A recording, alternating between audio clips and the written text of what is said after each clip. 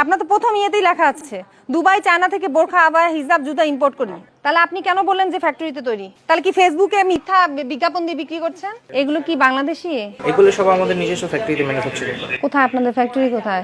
Ma'am লোকেশনটা actually আপনি লোকেশনও বলতে পারেন না ফ্যাক্টরি, তাহলে আপনি কি ইয়ে করছেন? আপনার তো প্রথম ইয়েতেই লেখা আছে দুবাই চায়না থেকে বোরখা আবায়া হিজাব জুতা ইম্পোর্ট করি। তাহলে আপনি কেন বললেন যে ফ্যাক্টরিতে তৈরি? তাহলে কি ফেসবুকে মিথ্যা বিজ্ঞাপন দিয়ে বিক্রি করছেন, কাস্টমারদের প্রতারিত করছেন?